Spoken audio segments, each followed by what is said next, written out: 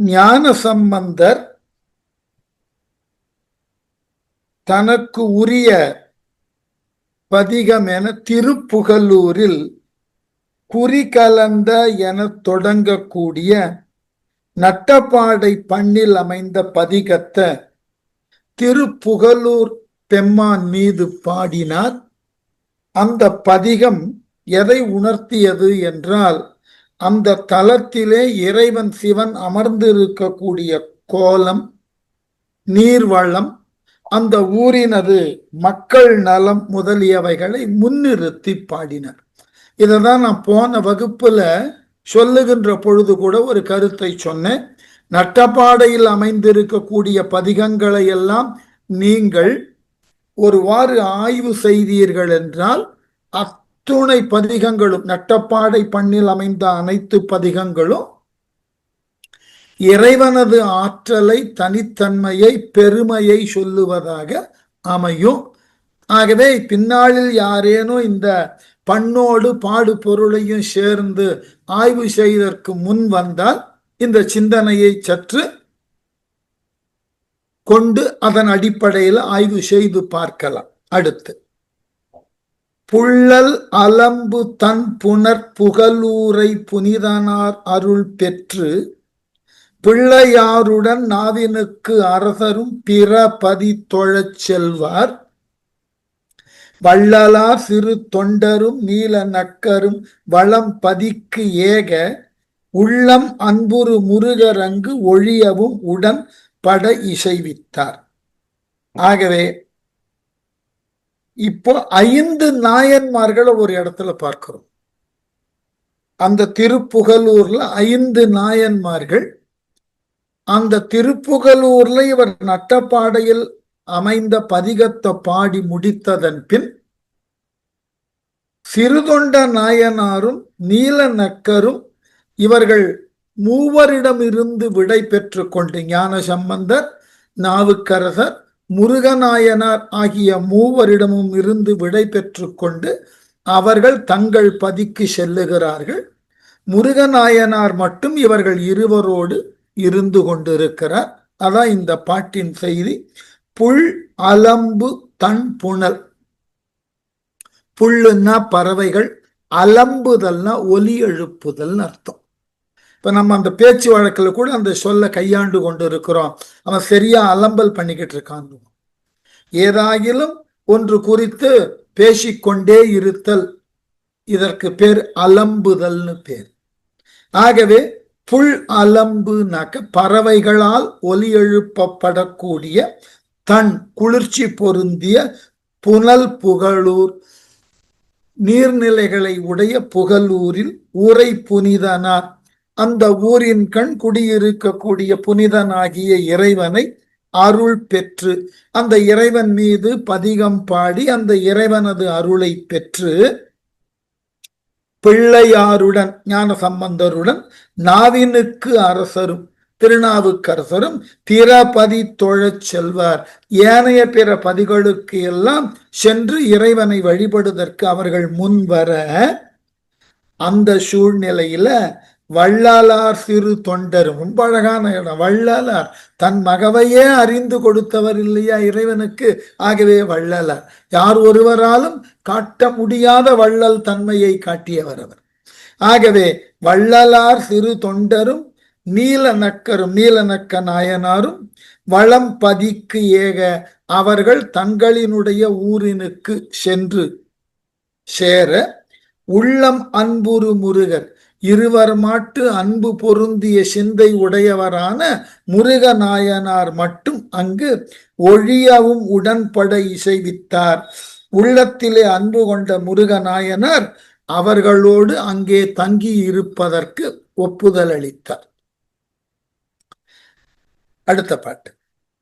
கண்ணகன் புகலூரினை தொழுது போம் பொழுதினில் கடற்காழி அன்னலார் திரு நாவினுக்கு அரசர்த்தம் அருகு விட்டு அகலாதே வண்ண நித்தில சிவிகையும் பின்வர வழிகொள உருங்காலை எண்ணில் சீர்திரு நாவினுக்கு அரசரும் மற்றவர்க்கு இசைக்கின்றார். அழகான இடம் அது. கண்ணகன் அப்படின்னாக்க பறந்து பட்டன்னு அர்த்தம். பறந்து பட்ட நிலப்பரப்புக்கு கண்ணகன்னு சொல்லக்கூடிய வார்த்தை. அதாவது கண்ணுன்னா அங்க இடப்பெயரை குறிக்கும், அகன்னா அகன்றன்னு அர்த்தம்.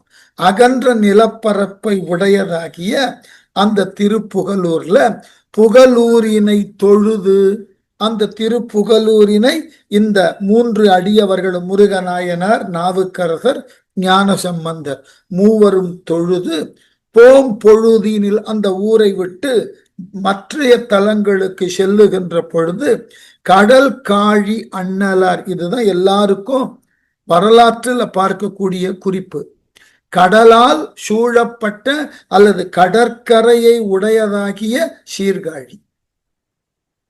இன்று யாருன்னா சீர்காழியை போய் பார்த்தாதான் தெரியும். சீர்காழிக்கும் கடலுக்கும் இடைப்பட்ட தூரம் ரொம்ப தூரம், அருகிலெல்லாம் இல்லை. ஆனால் இந்த ஞானசம்பந்தர் வாழ்ந்த காலத்துல அது கடல் சூழ்ந்த அல்லது கடற்கரைக்கு அருகாமையில் உள்ள தலமாக இருந்திருக்க வேண்டும். அதுதான் கடற்காழின்ற கடற்கரையில் உள்ள சீர்காழிப்பதின்னு எழுதினார். அப்போ செக்குழார் காலம் வரைக்கும் 12ஆம் நூற்றாண்டு வரைக்கும் சீர்காழி கடற்கரை பட்டினத்தில் இருந்திருக்கிறது. எவ்வளவு மாற்றம்! சீர்காழி நமக்கு தெரிவதற்கு நியாயம் இல்லை. 12ஆம் நூற்றாண்டு கொஞ்சம் கடினம். இந்த இலக்கியங்களையும் வரலாறுகளையும் வைத்துக்கொண்டு ஓரளவு ஏற்றுக்கொள்ளலாம். ஆனால் நமக்கு கிடைக்கக்கூடிய மிக அழகான ஒரு சான்று எதுன்னா, சென்னையில் இருக்கக்கூடிய மயிலாப்பூரில் உள்ள கபாலீஸ்வரம். தொடக்க காலத்துல இன்றைய சாந்தோம் சர்ச் இருக்கு இல்லையா, பல முறை வகுப்புல சொல்லி இருப்பேன். அந்த சர்ச்சு தான் பழைய காலத்து கபாலி கோவில், கடற்கரையை ஒட்டி இருந்த கோவில். அந்த கோவில்ல நடந்த விழாக்களை எல்லாம் தொகுத்துதான் பூம்பாவை பதிகம் பாடியிருக்கார் சம்பந்தர். அவர் வாழ்ந்த காலத்துல மிக மிக அருகாமையில் கடல் இருந்தது. பின்னர் அந்த கடற்கரை கோவிலை இடம்பெயர செய்தவர்கள் போர்த்துகீசியர்கள். அதற்கு பிறகுதான் இப்பொழுது இருக்கக்கூடிய தலத்துல அந்த கோவில் ஒரு 300 ஆண்டுகளுக்கு முன்பு மீட்டு உருவாக்கப்பட்டது. இதெல்லாம் வரலாறு. அதனால சீர்காழி அருகிலே கடல் இருந்ததுன்னு இவர் எழுதுறார். சரி, கடற்காழி அண்ணலார், கடற்கரை அருகே அமைந்துள்ள சீர்காழி என்ற பதியின் கண் உள்ளவராகிய அண்ணல் ஞானசம்பந்தர், திருநாவினுக்கு அரசர் நாவுக்கரசர் தம் அருகு விட்டு அகலாதே, திருநாவுக்கரசரை விட்டு அகலாமல் அந்த ஞான சம்பந்தரினுடைய முத்துச்சிவிகை பின்தொடர்ந்ததாம். கீரையும் வெண்டைக்காய் சாம்பார் அரைச்சி விட்டு பண்ணிடு. அரசர் தம் அருகு விட்டு அகலாதே, அந்த ஞான சம்பந்தரினுடைய சிவிகை நாவுக்கரசரை அடி ஒற்றி அப்படியே பின்பற்றியதாம். அருகு விட்டு அகலாதே வண்ண நித்தில சிவிகை, நித்திலம்னா முத்து, ஞான சம்பந்தரினுடைய முத்து பல்லக்கு பின்வர, அப்படியே நாவுக்கரசரை தொடர்ந்து பின்னால் வர என்ன சொன்னாரா, வழிகொள, அந்த வழியிலே தொடர்ந்து நாவுக்கரசர் முன் செல பின்னர் பல்லக்கு வர, உருங்காலை, இவ்வாறு அவர்கள் நடந்து கொண்டிருந்த பொழுது எண்ணில் சீர்திரு நாவினுக்கு அரசரும், ஏதோ மனத்திலே எண்ணம் தோன்றியவராய் நாவுக்கரசர் மற்றவருக்கு இசைக்கின்றார். மற்றவர்கள்ட்ட ஒரு கருத்தை சொன்னார். என்ன, ஒரு நடைமுறையில பொருத்தமான விஷயம். இப்ப தனியாக நீங்கள் நடக்கின்ற பொழுது உங்களுக்குன்னு ஒரு வேகம் இருக்கும். உங்கள் வேகத்தினுக்கு பல்லக்கை சுமந்து வருபவர்கள் நடந்தார்கள்னா அவர்கள் மிக மிக சோர்வடைவார்கள். நான் பல்லக்க தூக்குறவர்களுக்குன்னு ஒரு வேகம் இருக்கு. அந்த வேகம் ஒரு தனி மனிதன் நடக்கிற வேகத்தோட நடக்க முடியாது. நடக்கிறது கடினம் கூட. பல பேருக்கு தெரிந்திருக்கலாம், ஏன்னா நான் அனுபவ ரீதியாக பார்த்ததினால.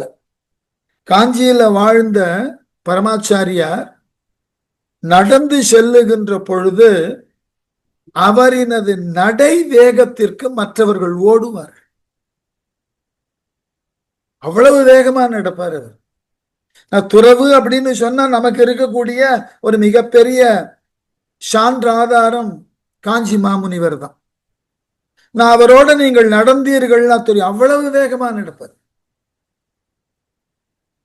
அதனால இங்க நாவுக்கரசர் யோசிக்கிறார், நம்முடைய வேகத்திற்கு இந்த பல்லக்கு வேக வேகமாக வர வேண்டும் என்றால் அதை சுமப்பவர்களுக்கு மிகப்பெரிய சிரமம் ஏற்படும், மிகப்பெரிய துன்பம் ஏற்படும். அதனால என்ன செய்தார், சம்பந்தருக்கும் சம்பந்தரினது பல்லக்கை தூக்கி வருபவர்களுக்கும் ஒரு விளக்கம் சொன்னார். நாயனார் உமக்கு அளித்த அருள் செய்த இந்நலங்கிளர் ஒளி முத்தின் தூய ஆனத்தின் மிசை எழுந்து அருளுவீர் என்றலும் சுடர் திங்கள் மேய வேணியார் அருளும் இவ்வாறு எனில் விரும்பு தொண்டர்களோடும் போயது எங்கு நீர் அங்கு யான் பின்வர போவது என்று அருள் செய்தார். தன் பின்னாடி ஞான சம்பந்தரும் வரணும், அதன் பின்னாடி பல்லக்கும் அதே வேகத்துல வரணும். பார்த்தார் நாவுக்கரசர், இது சரியா வராது. பாவம், குழந்தையாக இருக்கக்கூடிய ஞான சம்பந்தர் எதற்கு நடக்கணும்? அவருக்கு தான் சிவபெருமானே நடக்கக்கூடாதுன்னு பல்லக்க கொடுத்திருக்காரு. ஆகவே சொன்னார், நாயனார்னா இந்த இடத்துல சிவபெருமான். நாயனார் உமக்கு அளித்த அருள் அளித்து அருள் செய்த இந்நலங்கிளர் ஒளி முத்தின் தூய நாயனார் சிவபெருமான், ஞான சம்பந்தரே சிவபெருமான் உமக்கு தானாக முன் வந்து நன்மைகள் தரத்தக்கதாகிய ஒளி சிறந்த முத்துக்களினாலான தூய்மையான பல்லக்கு, தூய்மையான பல்லக்கை தந்திருக்கிற அந்த முத்து சிவிகையை, தூய யானம்னா சிவிகை, அந்த மிசை எழுந்து அருளுவீர். நீங்க பல்லக்கிலேயே வாருங்கள், நடந்து வர வேண்டாம். சிறு குழந்தை உங்களால நான் போற வேகத்துக்கு நடக்க முடியாது, அந்த வேகத்துக்கு பல்லக்கும் வர முடியாது. ஆகவே அருளுவீர் என்றலும் என்று வேண்டிக் கொள்ளுகிறார் நாவுக்கரசர் சம்பந்தரிடம். சுடர் திங்கள் மேய வேணியார் அருளும் ஒளி பொருந்திய நிலவினை சடைமுடியிலே சூடியவராகிய சிவபெருமானால் அருளப்பெற்ற நாவுக்கரசரினுடைய வார்த்தையை கேட்டவுடனே இவ்வாறு எனின் இதுதான் இறைவனது திருவுள்ளம் போலும், அதனாலதான் நாவுக்கரசர் நம்மிடம் இவ்வாறு வேண்டுதலை வைக்கின்றார் என்று புரிந்து கொண்ட ஞான சம்பந்தர், இவ்வாறு எனில் விரும்பும் தொண்டர்களோடும் போயது எங்கு நீர். ஆகவே தொண்டர்கள் புடைசூழ நீங்கள் செல்லுங்கள், நீங்கள் எங்கு செல்லுகிறீர்களோ அந்த பாதையை ஒற்றி நான் பல்லக்கிலே வருகிறேன். தொண்டர்களோடும் போயது எங்கு நீர் அங்கு யான் பின்வரப் போவது என்று அருள் செய்தார். நீங்க எந்த தலத்துக்கு போறேன்னு சொல்லிட்டு நீங்க முன்னுக்கு போங்க தொண்டர்களோட, நான் பல்லக்குல பின்னாடி வந்து சேர்ந்து கொள்ளுகிறேன். ஏனென்றால் முன்பே சொன்னது போல தனி மனிதன் நடக்கக்கூடிய வேகத்திற்கு பல்லக்கு போக முடியாது. அதனால விரும்பும் தொண்டர்களுடனே நீங்கள் முன் செல்லுங்கள், எந்த ஊருக்கு செல்லுகிறீர்கள் சொல்லிட்டு போயிடுங்க, நாங்க பின்னாடி வருகிறோம், அப்பதிக்கு யானும் தொடர்ந்து பின் வருவேன் என்று சொல்லி முடிச்ச உடனே ரொம்ப அழகான விளக்கம். நாவுக்கரசர் ரொம்ப பணிவோட ஏன் கேட்கிறார்னா, இறைவனே மனம் இறங்கி இந்த குழந்தை நடக்க இயலாது, அதற்கு இடையூறு இருக்க கூடாதுன்னு பல்லக்கு கொடுத்திருக்கான். என் மீது கொண்ட ஈடுபாட்டினால் இந்த குழந்தை நடந்து வருகிறது என்பதுல நாவுக்கரசருக்கு கொஞ்சம் மனக்கவலை. அதனால நாவுக்கரசர் என்ன செய்தார், சம்பந்தத்தை பணிவா கேட்டுக்க, இறைவனே விரும்பி கொடுத்ததல்லவா இந்த பல்லக்கு, அதுல ஏறி வருவது தானே உமக்கு அழகு, எதற்கு நீங்கள் நடந்து வர வேண்டும், என்று அந்த குழந்தை நடந்து வரக்கூடாதுன்னு நாவுக்கரசர் கேட்டுக்கொள்ளுகிறார். தன்னிலும் வயது மூத்தவர், அனுபவத்தில் சிறந்தவர், அவர் சொல்லியதை மறுக்க கூடாது என்ற நாகரீகத்தினுக்கு உட்பட்டு ஞானசம்பந்தர் பல்லக்கில் ஏறி வருகிறார். அந்த காலத்துல இந்த நாகரீகத்தை புரிந்து கொள்வதற்கு இந்த இடம். சரி வரட்டுமே, நானும் நடந்து செல்லுகிறேன், இவரும் நடந்து வரட்டுமே, அவர் எண்ணல. இல்ல அவர் நாவுக்கரசர் கேட்டதற்கு எதிர்த்தார் போல, இல்லை இல்லை நானும் உங்களோடையே நடந்து வருகிறேன் என்று சொன்னால் நாவுக்கரசர் மறுக்க முடியாது. ஆயினும் இருவரிடையே இருந்த அந்த நாகரீகம், அதனாலதான் என்ன அழகா சொன்னார், சிவபெருமானே உமக்கு அளித்த பல்லக்கு, அதில் ஏறி வராம எதுக்கு வருகிறீர்? கடவுளுக்கே உன் மீது கருணை கொண்டு நீர் நடக்க கூடாதுன்னு பல்லக்க கொடுத்திருக்கார், அதனை மறுத்து நீங்கள் ஏன் நடந்து வரணும் என்று சொன்னவுடனே, என்று பிள்ளையார் மொழிந்து அருள் செய்திட இருந்தவத்து இறையோரும் நன்று நீர் அருள் செய்ததே செய்வன் என்று அருள் செய்து நயப்புற்ற அன்றை நாள் முதலுடன் செழு நாளெல்லாம் அவ்வியல்பினில் செல்வார் சென்று முன்னுற திரு அம்பர் அணைந்தனர் செய்தவர் குழாத்தோடும் என்று பிள்ளையார் மொழிந்து அருள் செய்திட, ஞானசம்பந்தர் தான் பல்லக்கில் வருவதாகவும் நீங்கள் அடியார்கள் பின்தொடர நீங்கள் செல்லக்கூடிய தலத்தை சொல்லிவிட்டு செல்லுங்கள், நான் பின்னே வருகிறேன்னு பல்லக்கிலேயே வருகிறேன் என்று ஞானசம்பந்தர் சொல்ல,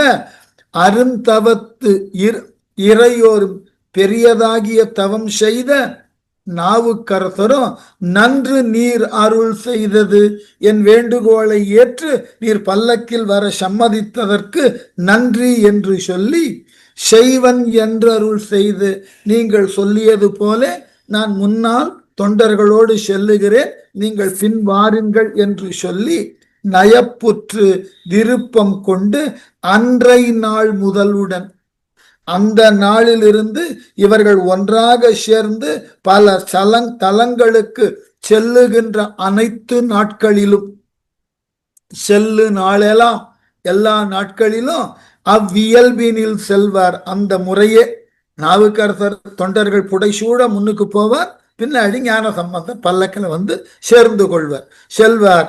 அப்படி அவர்கள் எந்த ஊருக்கு, புகழூரை விட்டு முதல்ல எந்த ஊருக்கு சென்றார்களாம், சென்று முன்னூற திரு அம்பர், அம்பர் என்கின்ற தலத்தினுக்கு சென்று சேர்ந்தார்கள். அணைந்தனர் செய்தவ குழாத்தோடும், அங்கு சென்று சேர்ந்தார்கள் அடியார்கள் புடைசூழ. சண்பை மன்னரும் தம்பிரான் அருள் வழி நிற்பது தலை செல்வார் பண்பு மேம்படு பனிக்கதிர் நித்தில சிவிகையில் பணிந்து ஏறி வன்பெரும் புகழூரினை கடந்து போய் வரும் பரிசனத்தோடும் தின் பெருந்தவர் அணைந்து எங்கு என்று போய் திரு அம்பர் நகர் புக்கார்.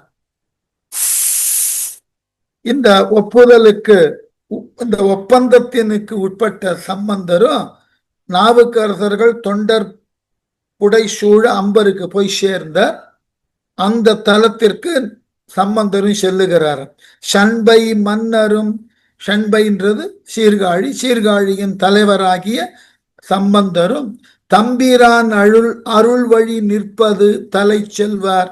தம்பிரான் அருள் வழின்றது இறைவனினது அருள் வழி என, இறைவன் தான் நாவுக்கரசரை அவ்வாறு பேச வைத்திருக்கிறான் என்று எண்ணி அதன் வழியே செல்லுவதாக தலை செல்வார். பண்பு மேம்படு, அப்படிப்பட்ட இறைவனுக்கு உட்பட்டு அவன் ஆணையை அதன்படியே மேற்கொள்ளக்கூடிய பண்பு நலம் உடையவராகிய சம்பந்தர் பனி கதிர் நித்தில சிவிகையில் குளிர்ச்சியும் ஒளியும் ஒருங்கே பெற்றிருக்கக்கூடிய, நித்திலம்னா முத்து, முத்து சிவிகையில் பணிந்து ஏறி, பணிவோடு ஏறி, பணிவோடு ஏறி வன்பெரும் புகழூரினை கடந்து போய், வளம் நிறைந்திருக்கக்கூடிய திருப்புகலூரினை கடந்து போய் வரும் பரிசனத்தோடு, வரும் பரிசனம்னு சொன்னா இவர் மீது ஆர்வம் கொண்டிருக்கக்கூடிய அடியவர்கள் எல்லாம் அப்படின்னு பொருள். பரிசனம்.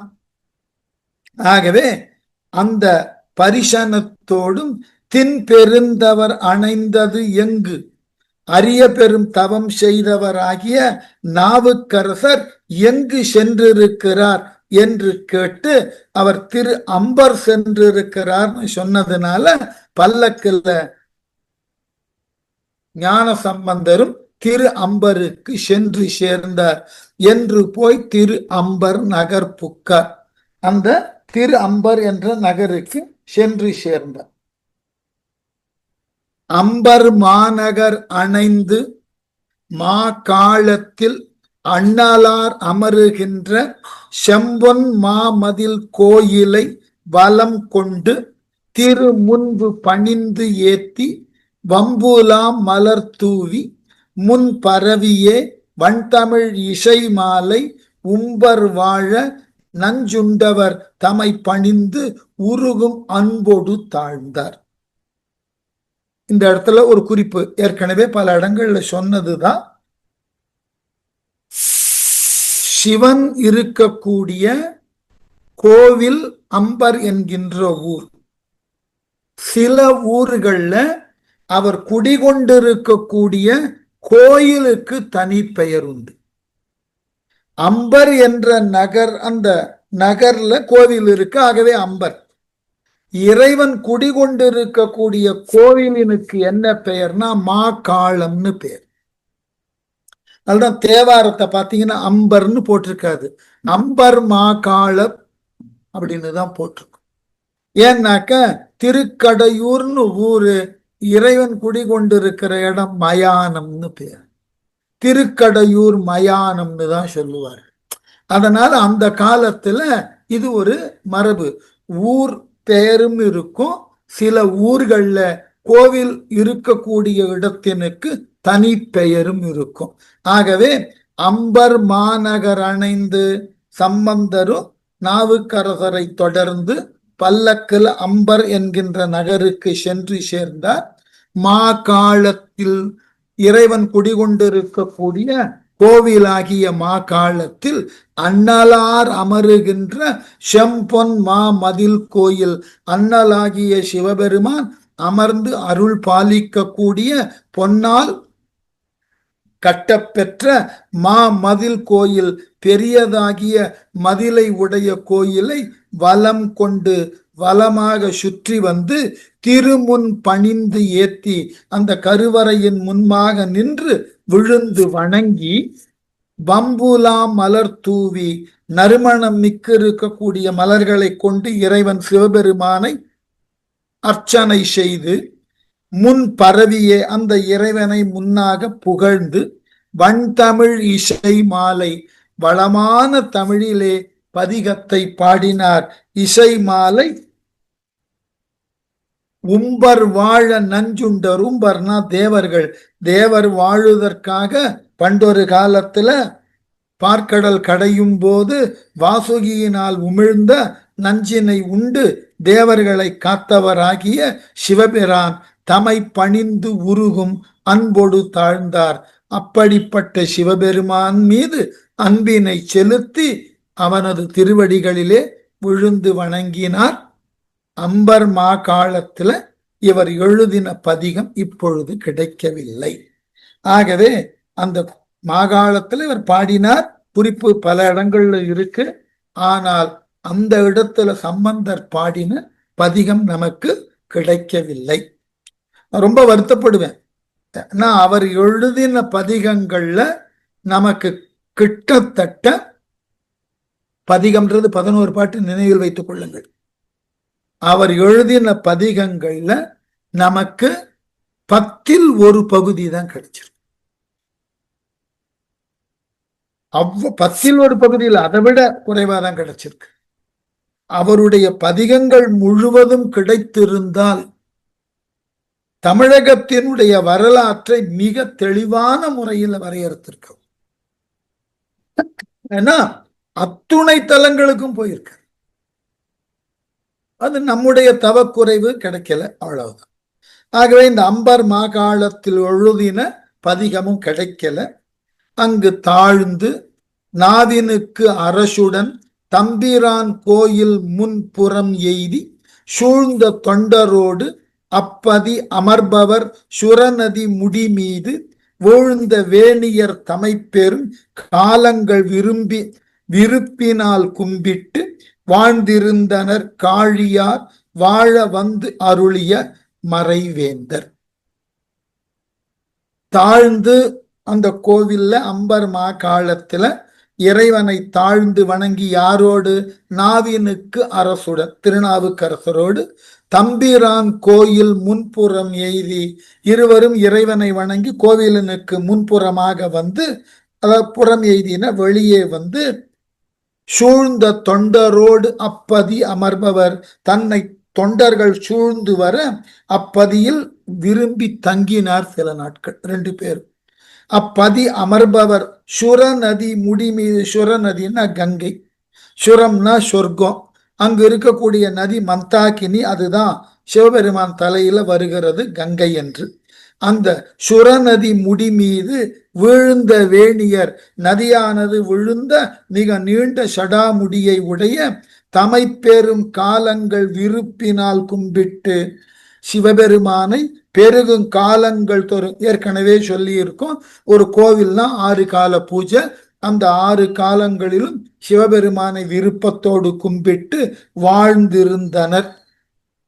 நாவுக்கரசரும் ஞான சம்பந்தரும் அம்பர் மாகாளத்துல சில காலம் மகிழ்வோடு தங்கியிருந்தார்கள்.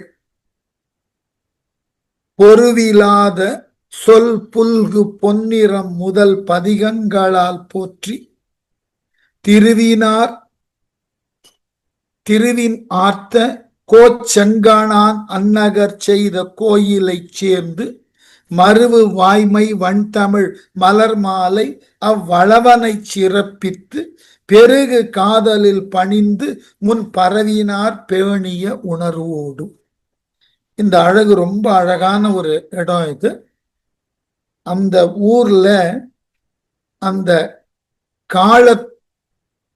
மாகாளத்துக்கு பக்கத்துல ஏற்கனவே வரலாற்றை பற்றி சொல்லி இருக்கேன்.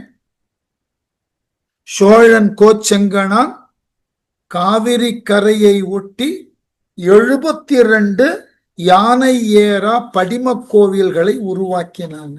அதுல ஒரு கோவில் இங்க இருக்கு. பொருவிலாத சொல், பொருவிலாதன்னா ஒப்பற்ற சொற்களினால். என்ன தேவாரம் பாடினாரா? புல்கு பொன்னிற முதல் பதிகங்களால் போற்றி. புல்கு பொன்னிறம் என்று தொடங்கக்கூடிய நட்டராக பண்ணில் அமைந்த பதிகத்தை பாடி பதிகங்களால் போற்றி திருவினார் தந்த கோச்செங்கனான், செல்வ செழிப்பிலே மிக்கவனாகிய சோழன் கோச்செங்கனானால் கட்டப்பெற்ற அந்நகர் செய்த கோயிலை சேர்ந்து, அந்த நகர்ல இருக்கக்கூடிய கோவிலுக்கு போன. அப்ப அம்பர்ல 2 கோவில், ஒன்று மாகாளம் என்று சொல்லக்கூடிய சிவன் கோவில், அதன் அருகிலேயே அம்பர்ல கோச்செங்கனான் கட்டின ஒரு மாடக்கோவிலும் இருக்கு. அந்த கோயிலை சேர்ந்து மருவு வாய்மை வண்தமிழ் மலர் மாலை அவ்வளவனை சிறப்பித்து தான் பாட எடுத்துக்கொண்ட பதிகத்தினால சிவனை பாடியதோடு மட்டுமில்லாமல் வளவனாகிய அந்த கோச்செங்கனானையும் புகழ்ந்து பாடி சிறப்பித்து பெருகு காதலில் பணிந்து, அந்த சிவபெருமான் மீது கொண்ட அன்பினால் அந்த கோவிலில் பணிந்து முன் பரவினார் பேணிய உணர்வோடு, பெருகக்கூடிய ஆசையினால் பணிந்து அந்த இறைவனை பேணுதல் வேண்டும் என்ற நல்ல உணர்வோடு பாடினார். அப்ப இந்த தலத்துல புல்கு பொன்னிறம் என தொடங்கக்கூடிய பதிகம் நட்டராக பண்ணில் அமைந்த பதிகம். காலங்கள் தோறும் வழிபட்டு வந்ததினால மற்ற 2 பதிகங்களும் அங்க பாடினார். அடையார் புறம் என்று தொடங்கக்கூடிய குறிஞ்சி பண்ணில் அமைந்த பதிகமும், படியுளார் என்று தொடங்கக்கூடிய சாதாரி பண்ணில் அமைந்த பதிகமும் பாடினார். இந்த சாதாரி பண்ணில் அமைந்த பதிகத்துலதான் கோச்சங்கனான் இப்பதியில் இந்த கோவிலை எவ்வாறு எழுப்பினார் என்று சொல்லி எரிதர என தொடங்கக்கூடிய காந்தார பஞ்சம பண்ணில் அமைந்த பதிகத்தையும் பாடி அந்த பதிகத்துல 1, 2, 5, 9 ஆகிய பாடல்கள்ல கோச்சங்கனானை புகழ்ந்திருக்கிறார். இதெல்லாம் வரலாறு. அதற்குத்தான் சொல்லுதல் ஞான சம்பந்தரினுடைய தேவாரம் ஒன்று விடாமல் முழுமையுமாக நமக்கு கிடைத்திருந்தால் தமிழக வரலாறை மிக தெளிவாக அணுகியிருக்கு. ஏனென்றால் எந்தெந்த தலத்திற்கு அவர் சென்றாரோ அந்த தலத்தின் சிறப்பு, அந்த தலம் எந்த நாட்டின் கீழானது, அதனை ஆளும் மன்னன் யார் என்ற செய்திகளை எல்லாம் தொடர்ந்து தரக்கூடிய ஆற்றல் பெற்றவர் ஞானசம்பந்தர். நமக்கு கிடைக்கல, அதுதான். கிடைத்திருந்தால் தமிழகத்தினுடைய மிக உன்னதமான காலத்தை நாம் தெரிந்திருக்கிறோம். ஏன் உன்னதமான காலம்னு சொன்னாக்க, பழமொழி பேச்சு வழக்கில் சொல்லுவது உண்டு, குழந்தையும் தெய்வமும் கொண்டாடும் இடத்தில். ஒரு குழந்தையை போற்றி புகழ்ந்து அதனை மகிழ்வோடு வைத்துக் கொள்ள வேண்டும் என்றால் அந்த குழந்தையை, அதனது மழலையை கொண்டாடக்கூடிய பெற்றோர்களோ மற்றவர்களோ இருக்கணும். அதே போல ஒரு தலத்தில் உள்ள இறைவனை கொண்டாட வேண்டும் என்றால் அந்த ஊர் மக்கள் நல்லதொரு வாழ்வை பெற்று பாதுகாப்பான உணர்வோடு தங்களினுடைய அன்றாட தேவைகளை எல்லாம் பெற்று மகிழ்வோடு இருக்கக்கூடிய சூழல் இருந்தால்தான் இறைவனை தாமாக முன்வந்து கொண்டாடுவார். அப்போ ஞானசம்பந்தர் அத்தனை தலங்களுக்கும் போய் பாடக்கூடிய வாய்ப்பை பெற்றிருந்தார்னா அனைத்து தலங்களிலும் மக்கள் அவரை ஆர்வத்தோடு வரவேற்று வேண்டியன செய்திருப்பார். அப்போ அது ஒரு அழகானதோர் காலம். எல்லோரையும் வரவேற்று அவர்களுக்கு, தொண்டர்களுக்கெல்லாம் உணவளிக்கணும். சம்பந்தரும் நாவுக்கரசராவது தனித்து போவார். சம்பந்தர் தொண்டர் புடை சூழதான் போனார். போகக்கூடிய தொண்டர்களுக்கெல்லாம் உணவளிக்கணும். ஒரு எளிதான விஷயம் இல்லை. ஒரு 50-60 பேர் ஒன்றாக வருகிறார்கள்னா அவர்களுக்குரிய உணவு. அப்ப ஊர் மக்கள் அத்தகைய வளத்தோடு இருந்திருக்கிறார்கள். 60-50 பேர் வந்தாலும் உணவளிக்கக்கூடிய வளம் இருந்தது. அதனாலதான் இந்த உணர்வு வெறும் பக்திமை என்றதை பார்க்கறதோட அன்றைய சமூக வரலாறையும் தெரிந்து கொள்ளலாம். நான் அடிக்கடி சொல்றது உண்டு. அன்னை காலத்துல ஒரு பெரிய ஆய்வாளத்தை விவாதித்துக் கொண்டிருந்த பொழுதுதான் சொன்னேன், வகுப்பிலேயே நான் சொல்லியிருப்பேன்னு நினைக்கிறேன். நாம பெரும்பாலும் அரசியல் சார்ந்த வரலாறுக்குத்தான் முக்கியத்துவம் கொடுக்கிறோம். பொலிட்டிக்கல் ஹிஸ்டரிக்கு தான் நம்ம பெரிய அளவுல முக்கியத்துவம் கொடுக்கிறோம். நம்ம கன்சர்னே பொலிட்டிக்கல் ஹிஸ்டரியோட நின்று போயிடுறது இல்லை. பொலிட்டிக்கல் ஹிஸ்டரின்றது பாதி பொய். நாம தெரிந்து கொள்ள வேண்டிய சரித்திரம் எதுன்னா ஒரு நாட்டினுடைய பண்பாட்டை சார்ந்த வரலாறு, கல்ச்சுரல் ஹிஸ்டரி, அதுக்கப்புறம் சோசியல் ஹிஸ்டரி. இந்த ரெண்டையும் தெரிந்தால்தான் இந்த சமூகம் ஒவ்வொரு காலத்திலும் எப்படிப்பட்ட மேம்பட்ட உணர்வை பெற்றிருக்கிறது. ஒன்று வேண்டாம், இப்ப நடைமுறையில ஒன்று பேசுவோம், கொஞ்சம் அவுட் ஆஃப் த வேவா இருந்தாலும் தெரிந்து கொள்வதற்கு. இப்போ தமிழகத்தை ஆளக்கூடிய அரசியல் அமைப்புன்னு எடுத்தீங்கன்னா என்ன சொல்லுவோம்? இன்று ஆளக்கூடிய கட்சி, அதனது தலைவர், அவரினுடைய ஆளுகையின் கீழ் உள்ள அமைச்சர்கள், அவர்கள் எவ்வாறு எல்லாம் ஆளுகிறார்கள் என்பதை அவர்களால் வெளியிடப்பட்ட கவர்மெண்ட் கெசட் சொல்றதுதான். இதெல்லாம் பொலிட்டிக்கல் ஹிஸ்டரி. இதெல்லாம் பொலிட்டிக்கல் ஹிஸ்டரி. இதுல நமக்கே தெரியும் பாதிக்கு பாதி பொய்யா. ஆனா கல்ச்சுரல் ஹிஸ்டரிய கொஞ்சம் பாருங்க. இந்த காலங்களில் சமூகம் எப்படி தன்னை மாற்றிக்கொண்டிருக்கிறது, வெளியே சொல்ல முடியாத அளவுல சமூகம் சீரழிந்து போயிருக்கிறது. நீங்கள் ஆச்சரியப்படுவீர்கள். நான் இருக்கக்கூடிய இடத்திலிருந்து அடையாறுல நான் வழக்கமாக மருந்து வாங்குவதற்குன்னு ஒரு மருந்து கடை இருக்கு. அதுக்கு பேரு ஜானகி மருந்தகம். அந்த மருந்தக கடையை ஒட்டி தமிழ்நாட்டினுடைய மதுபானம் விற்கக்கூடிய ஒரு கடை இருக்கு. அது பையவே ஷாப். அங்கிருந்து நீங்க வாங்கி கொண்டு செல்லலாம், அவ்வளவுதான். நான் மருந்து கடைக்கு செல்லுகின்ற பொழுது எனக்கு தெரிந்த, என்னை தெரிந்த சிலர் அந்த கடைக்கு வருவதை பார்த்து நான் தயங்கி அவர்கள் எங்கு என்னை பார்த்து விடக் கூடாது என்று நான் ஒளிந்து அதுக்கப்புறம் அந்த மருந்து கடைக்கு போறதையே விட்டுட்டேன். என்ன காரணம்னா, நான் பார்த்தவர்கள்ல பலர் இளைஞர்கள், கூட இளைஞர்கள். அப்ப இந்த சமூகம் எந்த அளவினுக்கு சீர்கேடு அடைந்து இருக்கிறது. நேற்று தொலைக்காட்சியில செய்தியை பார்த்தவர்கள்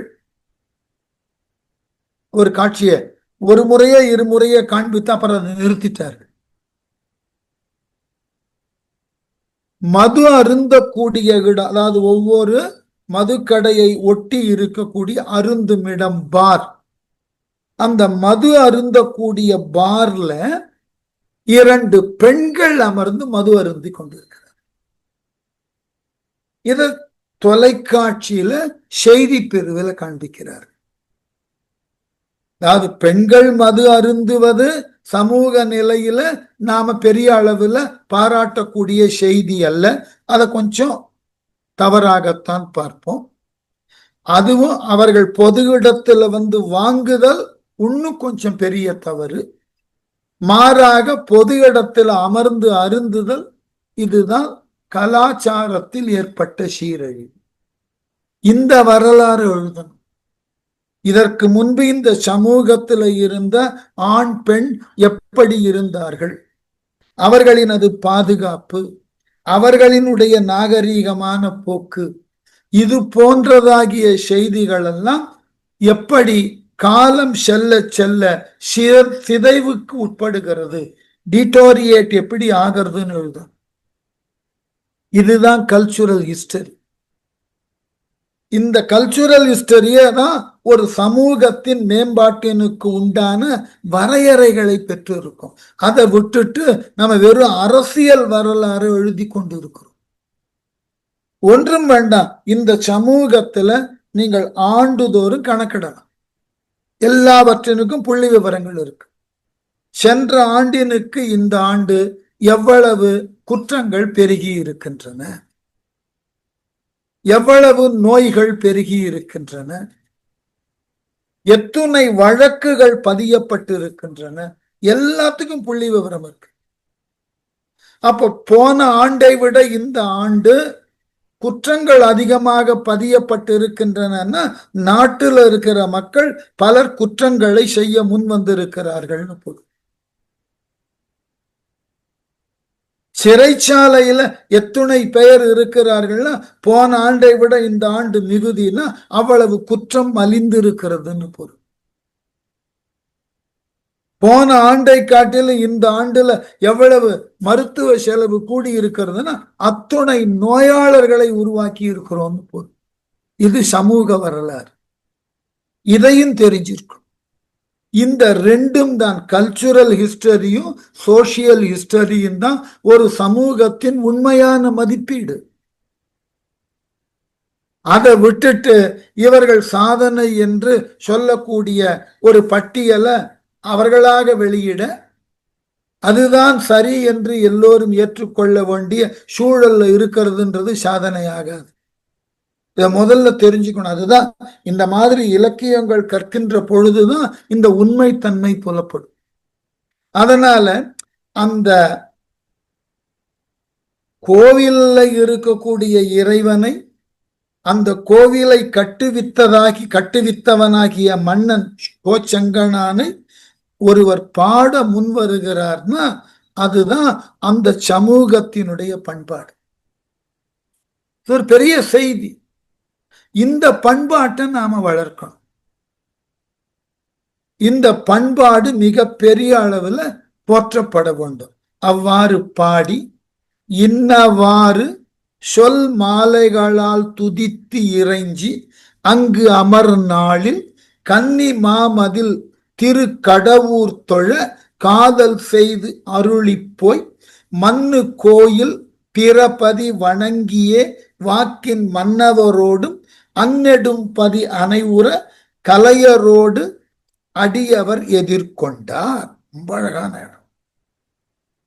இன்னவாறு மேலே சொன்னது போல அழகான பதிகங்களை எல்லாம் அம்பர் மாகாளத்தில் அமைய பெற்ற சோழன் கோச்செங்கனானால் கட்டப்பெற்ற கோவிலை பாடி அந்த தலத்தை விட்டு மாலைகளால் துதி செய்து இறைஞ்சி வணங்கி அமர் நாள் அந்த ஊர்ல சில நாள் இருந்துட்டு கன்னி மாமதில் திருக்கடவுர் பாதுகாப்பினை உடைய பெரிய மதில் சுவரை தன்னகம் கொண்டுள்ள திருக்கடவுர் என்ற தலத்தினுக்கு சென்று இறைவனை தொழுதற்காக அன்பு கொண்டு காதல் செய்து அருளி அந்த இறைவன் மாட்டு அன்பு கொண்டு அங்கு செல்ல வேண்டும் என்ற எண்ணம் உள்ளத்தில் தோன்ற மண்ணு கோயில்கள் பிறபதி வணங்கி அம்பரிலிருந்து திருக்கடையூர் போகக்கூடிய தொலைவில் இடையில இருக்கக்கூடிய பிற கோவில்களுக்கு எல்லாம் சென்று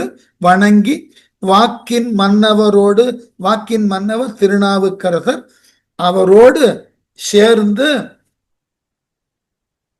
திருக்கடையூர்ல நுழையும் போது அந்நெடும்பதி அனைவுற அந்த திருக்கடையூர் என்ற பெரியதான ஊருக்கு இவர்கள் இருவரும் அடியார்கள் புடைசூழ எழுந்தருள இவர்களை எதிர்கொண்டு அழைக்க வருகிறார். யாரு? கலையரோடு அடியவர் எதிர்கொண்டார். குங்குலி கலைய நாயனார் ஒருத்தர் திருக்கடையூர்ல இருந்தார். அவர் நாவுக்கரசரும் சம்பந்தரும் தங்களினுடைய ஊருக்கு எழுந்தருளுகிறார்கள் என்ற செய்தியை கேட்டு குங்குலி கலைய நாயனார் ஊர் எல்லையில அவர்கள் இருவரையும் எதிர்கொண்டு அழைக்க முன் வந்தார். பிற ஊர்களுக்கெல்லாம் போனார்னு சேக்கிழார் எழுதிட்டார் இல்லையா? வழுவூர் வீரட்டம் போயிருக்கலாம், திருவிடைக்கழி என்ற ஊருக்கும் போயிருக்கலாம்.